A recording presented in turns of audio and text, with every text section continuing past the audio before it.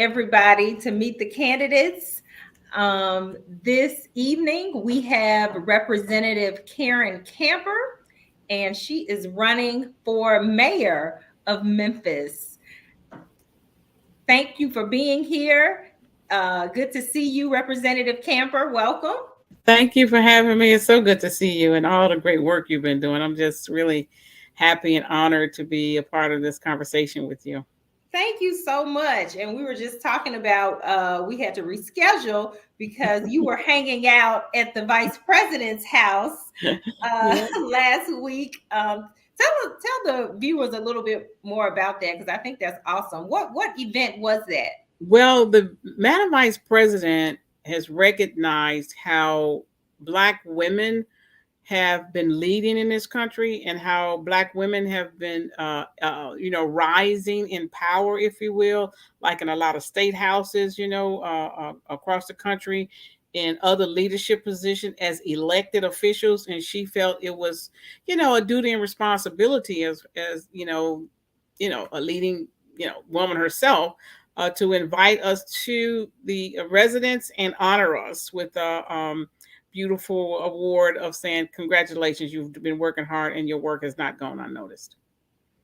I think that is awesome. I saw some pictures. It seemed like a really nice and powerful gathering. It really was. It was electric. A lot of times when you're serving in your capacity, it's not a lot of you there and you just kind of in isolation sometimes, but seeing all of these powerful women from every state there and at various levels of government, it was just phenomenal to witness, and just the love and the kind of the support you also have from other women that's kind of doing the same thing that you are and encouraging you. It was really phenomenal to be a part of it. I was honored to be there. Well, wonderful. So I first met you, I believe, through some work you were doing years ago in the state legislature. You are the state representative for District 87, Yes. and you have been in that position since 2008. Yes. So tell us, why did you decide to run for that position back then? Why did you decide on public office back then? At the time, I was, working in my local homeowners association, just being a part of cleaning up my community, just making sure that the things that we needed and wanted, were available to us. They were benefits we deserved. And I was going down to City Hall a lot for the councilman who represented that district. And I would go down there asking for things, typical like people do now. Want the grass cut over here, or you want to make sure the storm drain, or whatever it is we were dealing with. And I was getting the sense that, the regular everyday Jane and Joe often is not heard. And so, I just started going down there, deciding that, I'm going to be the one that's going to fight, and having, I guess, being a public servant too, having served in the military is kind of part of my character and who I am. And I was volunteering for Hereford Jr.'s campaign. He was running for Senate that year. And I went to the polls to vote. And when I went to vote, I just said, Karen, you got to run for office. It was almost instinctively like, you've got to run to give these people this voice. And so that's what made me decide to run back then. But Wow. I ran for city council. You ran for I city ran for city council council first. first. I did. And I lost that race. And that was in that October. And then so that February, Gary Rowe passed, who was in this seat. And that's when I started thinking about running at the state level. And in my mind, I was like, well, God must have knew I needed to be somewhere else. I didn't know that. And they were looking for someone to appoint to the position. I really wasn't interested in the appointment. I was thinking I would just run in August. And eventually I just kept getting calls from party leaders and interested community leaders saying, we saw how you ran your race. We saw how much you care about the community. We recognize your integrity. And this is things that I tell young people, you never know who's watching you. Somebody's always seeing you and watching what you're doing. And so when they saw that, they recognized that I might be a good person to represent District 87. And so I ended up going for the appointment and got it. Wonderful. Well, I am very familiar with some of the work that you have done, especially the work related to criminal justice reform Mm-hmm. and expungement laws, Mm-hmm. that will allow people who are convicted of certain offenses to have their records erased and allow them to return to society. So why is that something that has been important to you? Well, here in Memphis, Shelby County, so many of our people have come in contact, if you will, with the criminal justice system. And what I heard a lot in the community talking to people was, why is it when you go and pay your debt to society, you still come back and still can't move forward? After you've done everything right, you served your time, you paid your restitution, but there are all these obstacles that's still in your way, and you feel like you always continue to have to pay.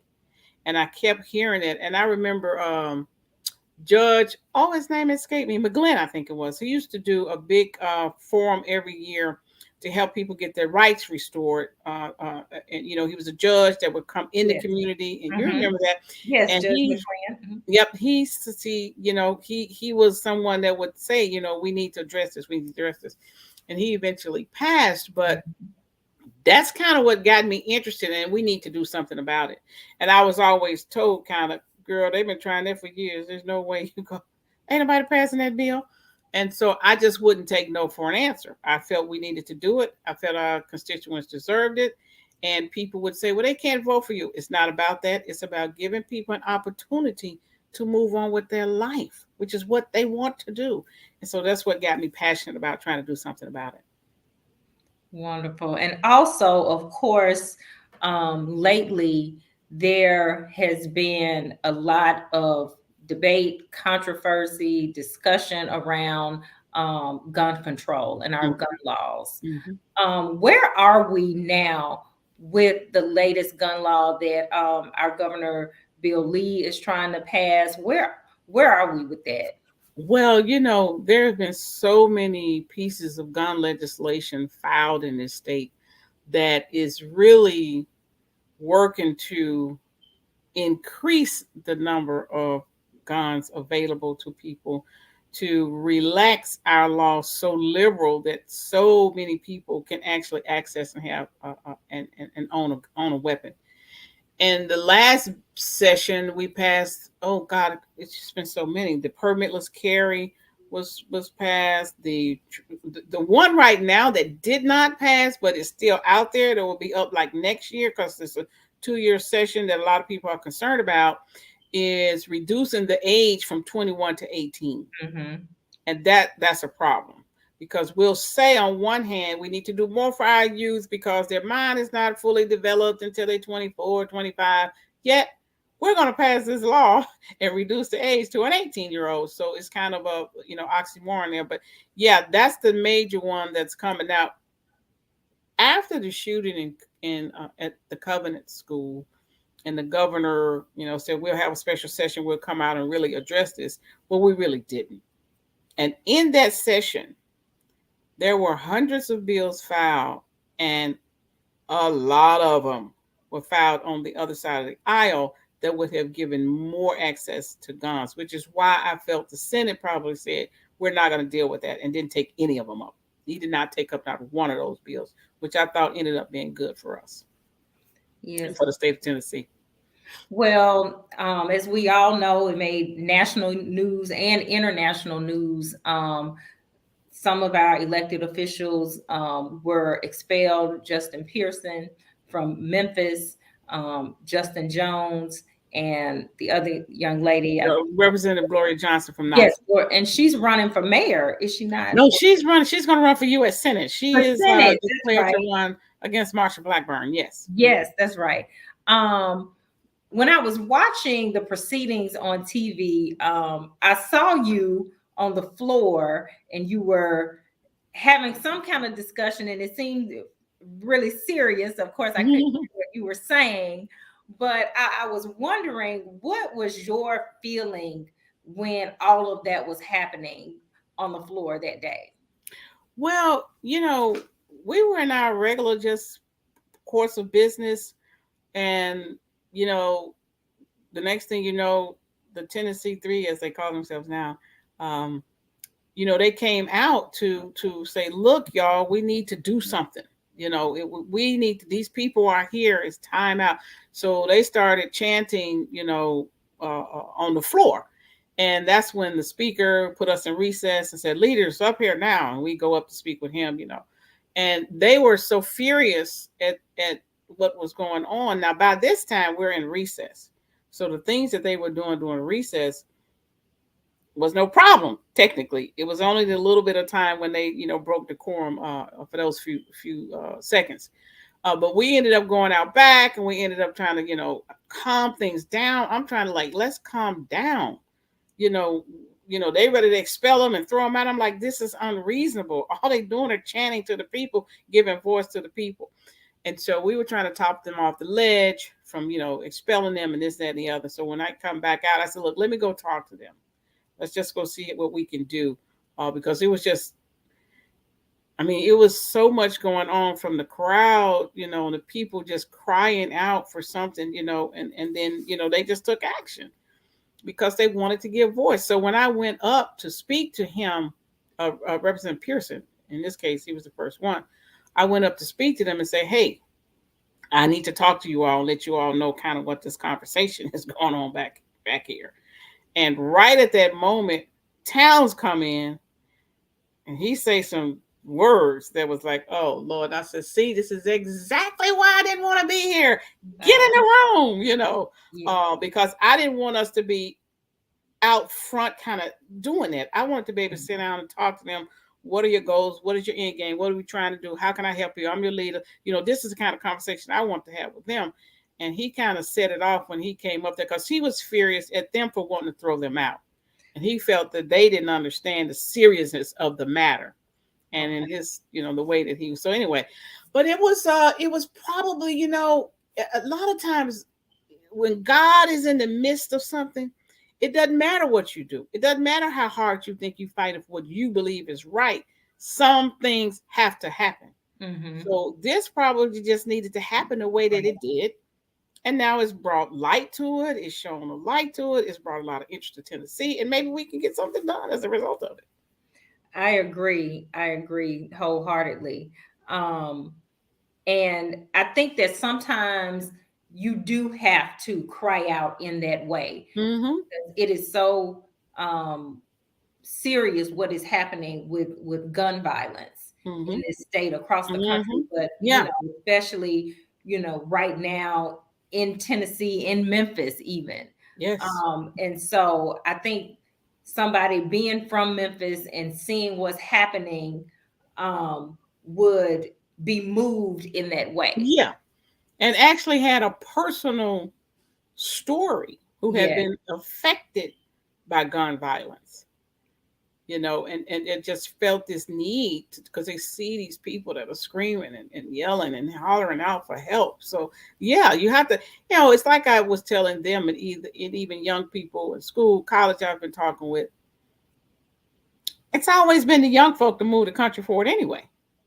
Always. I mean, Dr. King was 39 when he died. And look at all the great things he did up to that point. And sometimes chaos brings about change. You have to do that. Absolutely. You know, John Lewis, 23 to March on Washington. I mean, so it was college students that was doing the Freedom Rise. It's the young people, Diane Nat. These people were young people. Absolutely. So, you know, it may take that to move us forward toward what? A more perfect union. Absolutely. So, I was just speaking to my aunt who lives in California now, but she was one of the students that sat in at the Cosset Library, the first sit-ins in Memphis. Yes. In 1964, I believe was the year. But yes, and of course it was against the law. Right. It was against decorum, but they knew that it had to be done. It was the right thing to do. Yeah. The right thing to do. So I want to talk about why you've done all of this work in the state legislature, all these years. You're doing excellent work. Why have you decided to run for mayor of Memphis now? Well, you know, I feel like my experience there and my years in the military and just how my love for my city, that I felt I needed to bring that to my city.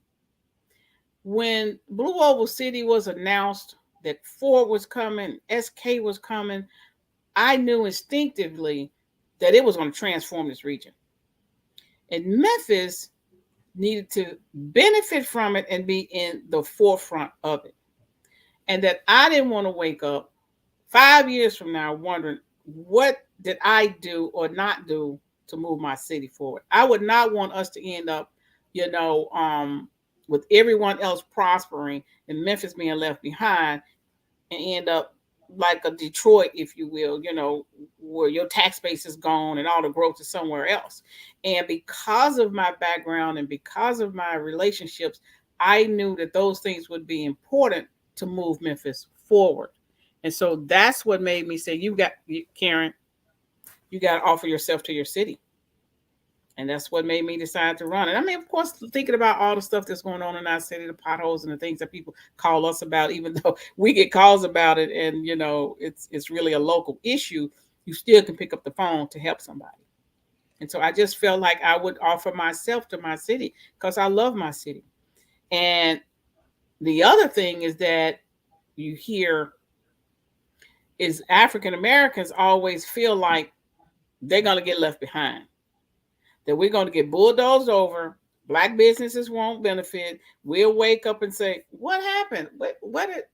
And I was like, no, we got to be talking about that now. We need to be building alliances now. We need to be building collaborations now so that we can benefit for what's about to happen, to position ourselves. And that's the thing that got me thinking about running for mayor.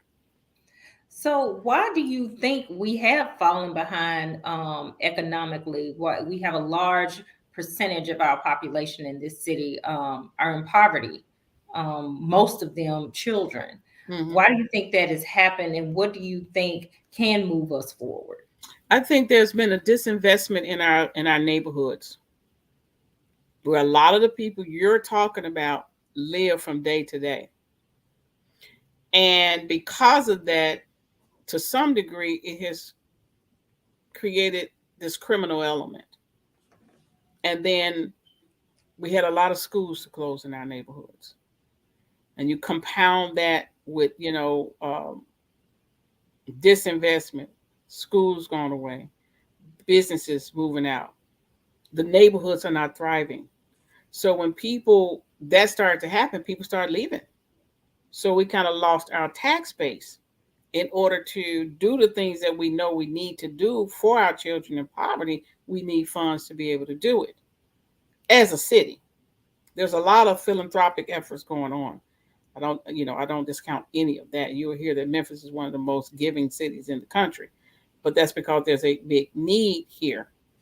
But because our tax base has eroded to some degree, we need to bring people back into the city so that we can rebuild that tax base. And so what I believe is true is the opportunity is here with Ford and SK coming, because a lot of the companies that are going to be suppliers to Ford are going to be housed here. People are going to want to live here.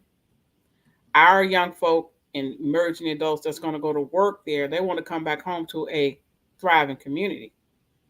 And so I feel we need to invest in our community, build them up, and have the same amenities that everybody else feel that they have in their community.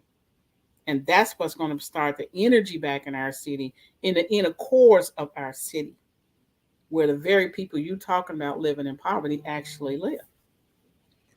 So what is your plan? Well, first of all, what is the mayor's obligation or duty when it comes to crime in a city like Memphis? And what is your plan to address crime in this city? Because it certainly is an issue. It's a concern for everybody that lives in the city. Mm-hmm. So whether we want to admit it or not, some people don't want to admit it, but it's true. It is an issue. So what's your plan? Well, it's the number one issue for if you go out in the community and ask anybody, you know, what's the most pressing issue or what you feel is the most crucial issue, they're going to say crime. And it is the mayor as the executive of the city, if you will, to set a vision and a strong plan forward to deal with crime. But it has to be a comprehensive strategy and plan, and it takes money to do it. It will take money to do it. And there's certain things we have to do to make a priority. And I know we spend a lot of time talking about we don't have the full complement of law enforcement, and that's a true statement. But what I see as part of my plan and strategy is we've got to put more into intervention and prevention. Because if you do that, then the police officers are not having to respond all the time to crime because you would have stopped the pipeline.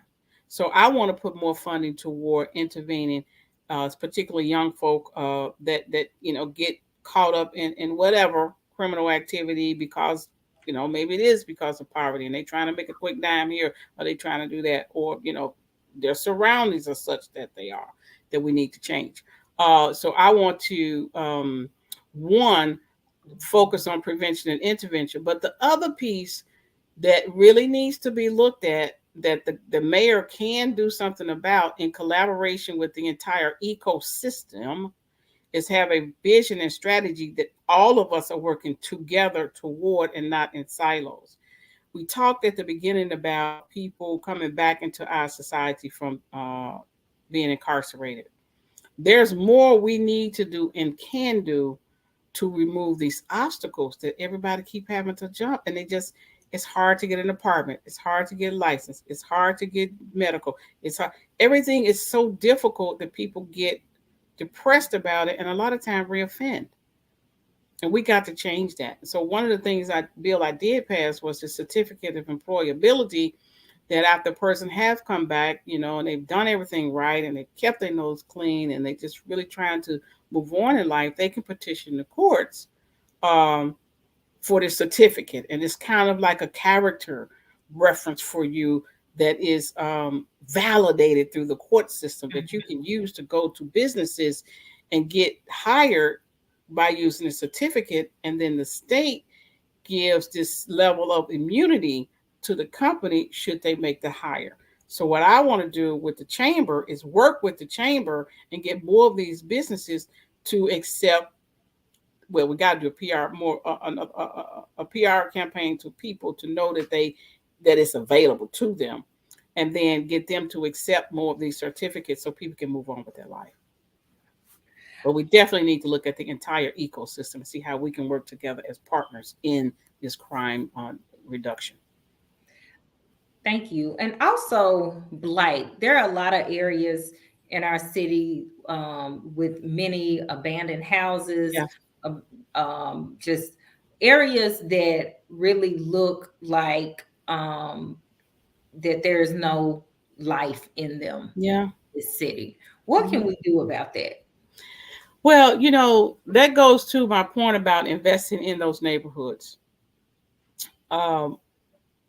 We've got what you see now happening is people are going in and buying the stuff up because they see what's possible with Blue Oval as well. So I'm trying to encourage us to buy up the property ourselves so we can decide what it looks like and not all these out-of-town investors that was just here, I think this week, maybe about 60 of them looking at properties in some of these depressed areas. So what one of the things that I want to institute with our City Beautiful, it's been around a long time. They're doing great things. No hit. But I do think it needs to be reorganized in how we are addressing the blight in our city. We do have a new guy that just took over blight control, and I think he has some innovative ideas. But something that I want to do is work with each council member, each district, and appropriate funds in the budget for every district councilman to decide, what in their district they want to focus on. And then every year we will do that in that district. But at the same time, I want to appoint a representative from the community to be almost like the blight patrol in that community, telling us where we need to clean, how we, keeping the city clean, because we get the calls from them all the time. And, I'll pick up the phone and call and say, hey, go over here as a state representative, because they get fed up when they can't get this person. They'll call me and then I'll make the call. But if we had a person from the community who was commissioned to keep an eye on things, to look at stuff and fund it, that's a way that we can start dealing with this blight in our community. We've passed bills in the past dealing with neighborhood preservation, which I think a lot of people may or may not know about, where the community could buy up the property, keep it clean, get grants and stuff like that. We just got to be more innovative and use everything we have at our disposal to attack the blight, and then hold these owners responsible and the businesses responsible, for keeping it clean. So with the thing I want to do with each council member is, like, once a quarter, I want to have a stop where you are day and clean. That's just what we're going to do. Start right where you at. If it's your business, clean that up. If it's your front yard, clean that up. I'm not saying everybody gather at the corner. Just everybody on that day clean exactly where you are, and have the councilmen kind of, run that for their districts. Wonderful. So I wonder, we know that Ford is coming to the Brownsville area. Is it next year? When are they? They're planning. They've already broken ground. They're building. They expect to be in operation in 2025. So maybe fall of 2025 somewhere. Yes. So I just wonder how much business, how much money is actually going to come into Memphis from that, because I know that when people have told me that have moved to Memphis from different places, or to the area from different places, everybody tells them, don't move into the city of Memphis. Whatever you do, live in the suburbs. So I'm wondering, are these people really going to be bringing money into the city of Memphis because of what they hear? Are they going to be all out, in the suburbs, as far away from the city as they can be? I just wonder. But the thing with that, they still value our city. They want the amenities of our city. Right. They come in and take advantage of our parks and our recreation and our entertainment. They want that now. And that's what the thing that people look at, when they're talking about going to the city, or what great schools. They do think about crime, but they think about amenities. They think about, what are my kids going to be doing? What school are they going to go to? What kind of activities are they going to have? So if we invest in our neighborhoods proper here, then all of those amenities will be there. All of that stuff will be there. You'll have parents, even more parents volunteering at the school. So we've got to change the mindset of people wanting to actually live here and contribute to a thriving city. Now, what I see is on the mega site as it is, you're going to have Ford, SK, and maybe 5 other companies that'll be direct suppliers right there. But there's so many more. And those companies are the companies that I'm saying that we could have a whole electronic vehicle revolution here. And Memphis could be the center of that. So we're going to be marketing our city to these other companies to come and build their companies here. Now, the value of FedEx being here is important because they can get product to market sooner, quicker, faster. So those businesses will come here and then hire people from here to work there, who's going to want to live here in those communities if we know we're going to invest in them. So it's a comprehensive strategy of how to get people here. And then when your tax base builds, then you can do even more in your city. And that's what I plan to do as your mayor. Okay. Well, thank you so much. I know early voting has already started. Yes. One last question. I know that you have been to a lot of the debates, all the ones that I've seen. Why is that something that has been important to you during this campaign? Well, first off, it's public engagement. It's an opportunity for people to hear from you, to get a sense of how you feel about the city. Why are you running? Why is this something you want to do? Do you have the knowledge, the skills, and expertise to get it done? So that's public and civic engagement, which I love because democracy is a participatory, form of government. And so the more you go, the more access you have to people. People not only get to learn about you, but they also get to learn more about their city. You get to hear from them. And so that's the thing that I like about it, because there are so many people with so many great ideas, and they're going to want to know, are you going to be the type of mayor that's going to want to listen to them? And so that's why I want to set up an office, the Office of Social Justice and Activism, so people know that I'm here. It's several things I want to do as mayor that I've been learning from people just being in these forums that they want. They want access to their city, to their mayor. Well, wonderful. How can people find more information about you? They can go to Ready, the number 4 Camper on all social medias. At Ready for Camper, readyforcamper.com, or call me at 901-315-8899.